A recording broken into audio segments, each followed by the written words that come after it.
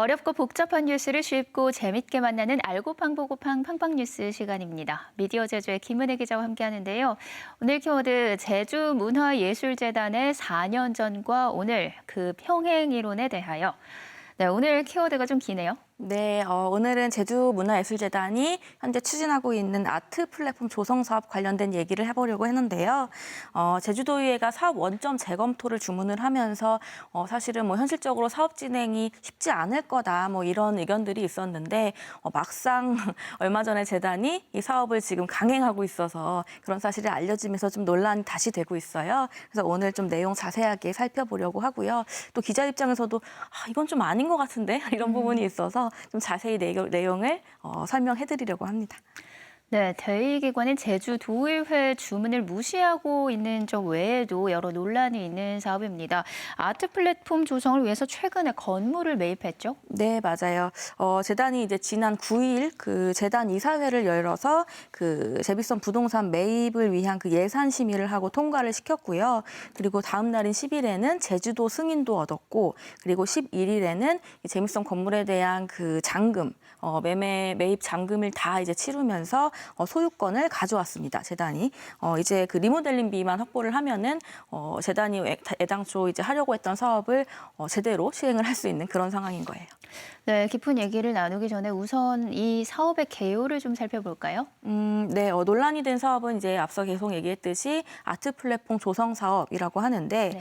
이제 삼도 이동에 위치한 제미섬 부동산을 100억 원 정도의 이제 매입을 이미 했고 이 매입을 해서 여기에 리모델링을 이 건물을 싹 다 고쳐가지고 이거를 복합 문화 예술 공간으로 꾸미겠다. 이게 지금 재단의 목적이고 사업의 골자예요.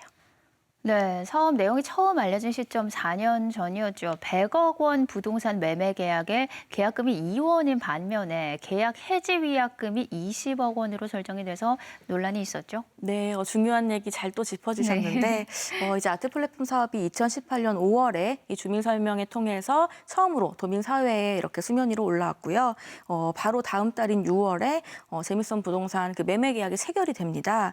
그러면서 이제 여러 가지 문제점이 그 절차상 문제점이 막 불거졌는데 결국에는 이제 제주도 감사위원회 감사까지 진행이 되고요.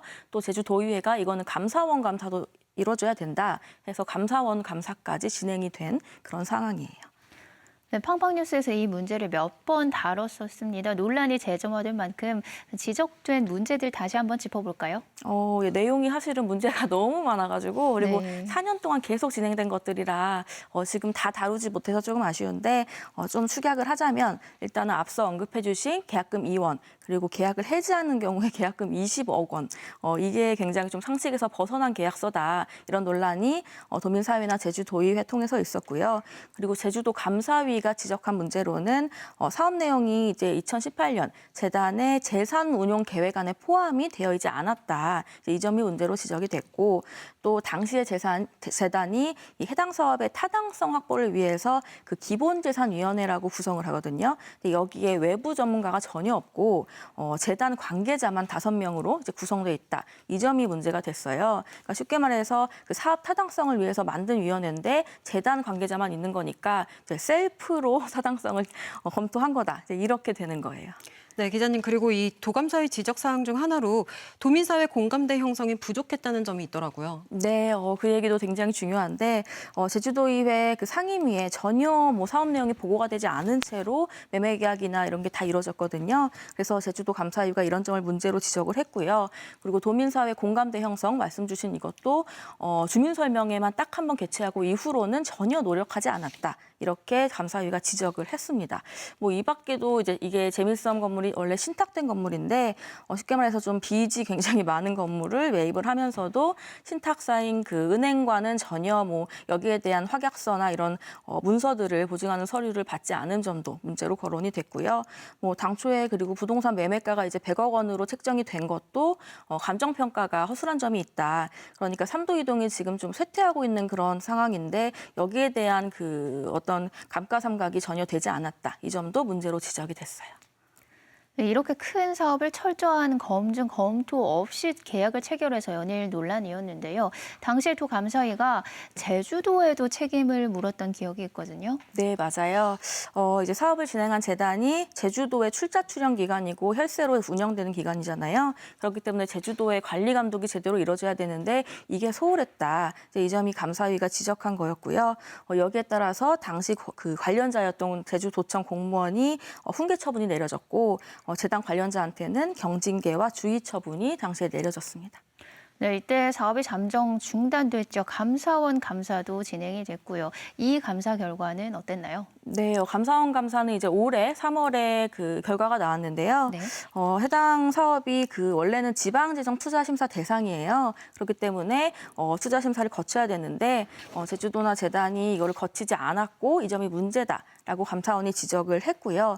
결국에는 지방재정법 위반했다 이렇게 감사원이 명확하게 지적을 했고 여기에 따라서 이제 도의회 상임위가 이렇게 절차상 문제가 또 발견이 됐으니까 재밀성 건물 매입 절차를 당장 중단하라 이렇게 지난 그 4월에 재단 쪽에 요구를 했는데 이게 전혀 받아들여지지 않았어요. 그러니까 재단이 제주도의회 의견을 다 무시하고 부동산 잔금도 치렀고 지금 사업을 강행하고 있는 그런 모양새라서 4년 전과 오늘날 굉장히 똑같은 수법으로 지금 일이 진행되고 있다. 이렇게 볼 수 있어요.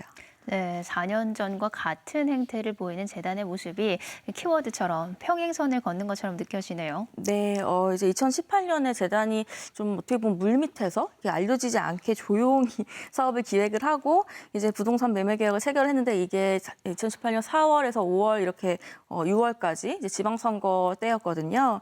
근데 지금 이제 지방선거 막 이루어지고 있잖아요. 그 후보자들 막 뭐 정책 발표하고 굉장히 좀 어수선한데 이런 상황을 틈을 타서 이제 재단이 이번에도 부동산 매입을 마친 거예요.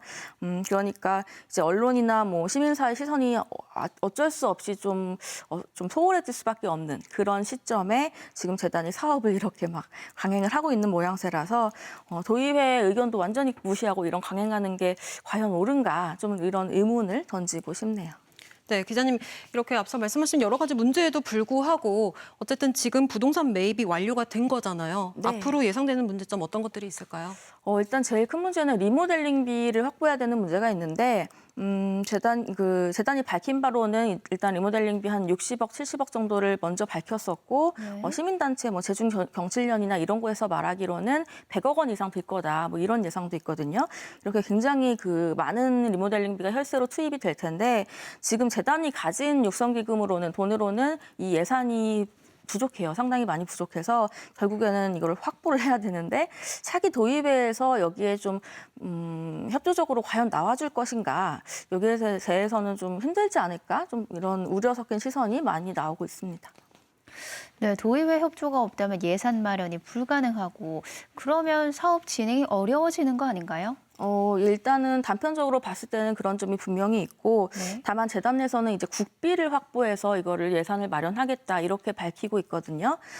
이제 원래 재단이 지원하려고 했던 국비 사업이 있는 게 이게 문재인 정부에서 그 유휴 공간, 문화 공간을 꾸미는 일종의 도시재생 사업이에요. 근데 이걸로 이제 국비를 원래 리모델링비를 확보하려고 했던 건데 지금은 이 사업이 다 일몰돼서 사라졌거든요. 네. 그렇기 때문에 결국에는 리모델링비를 확보할 방법이 현재로서는 좀 명확하게 존재하지 않는 그런 상황이고 좀 예산이 없어서 사업을 더 이렇게 빨리빨리 진행하기는 어렵게 되지 않을까 이런 지금 시선이 계속해서 나오고 있습니다.